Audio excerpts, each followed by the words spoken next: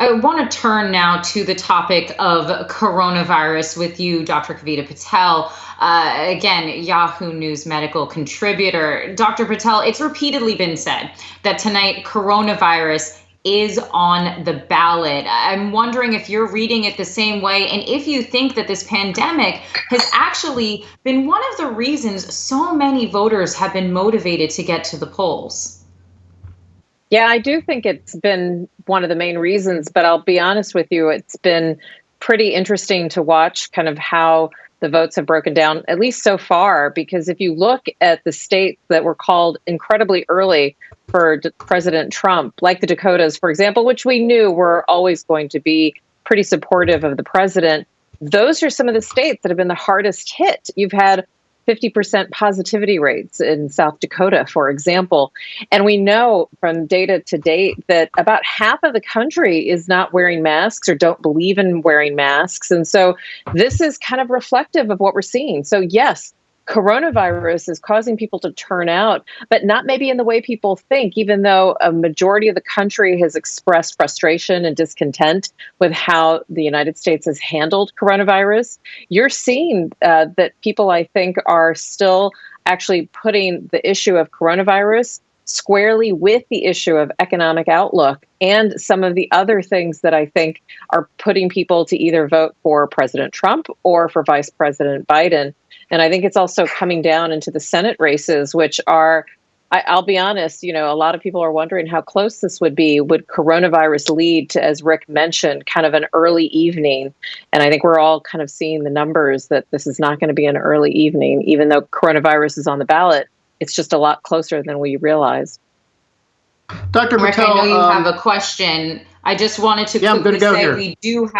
we do have a lot of movement now outside of the White House. It has been largely a peaceful night so far, but everyone can see at home.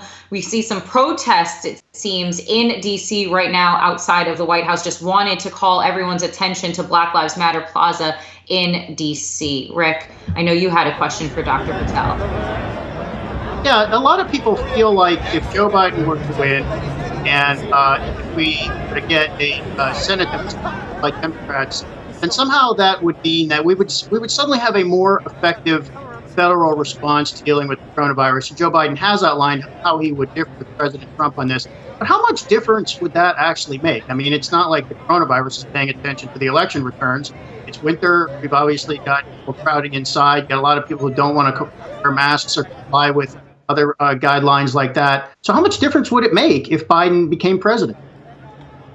Look, I think the key difference will be actually having kind of structural federal response. And I'll just give you a couple of examples. You'll have leadership in place. Already you've seen kind of this divisiveness where the president has contradicted his leaders at the CDC, at the FDA, even his own close advisors, Dr. Birx, Dr. Fauci. So I think it would come from a very different kind of tone with leaders that have the confidence and the faith of the president and vice versa, that they know that the president will also listen to their advice. I think number two, you would see a much different kind of federal response in terms of data infrastructure. Let me just give you a case in point. To this day, we still can't provide regional and area hospitals with a sense of predicting what the trends might look like in December. We all know locally because we're practicing on the ground, but we have enough data that we should be able to tell people down to a zip code,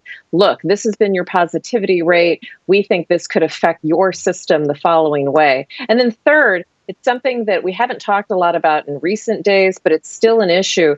We still have supply issues. They're not as bad as they were in March. We're not talking about shortages of masks and people reusing them for weeks on end, but we're already seeing area hospitals telling their emergency room doctors and nurses, you can only get one mask this month and you have to make sure that you don't waste it. So I think those are all good examples. And fast forward a couple more months, we'll have a vaccine, maybe several that will be approved by the FDA.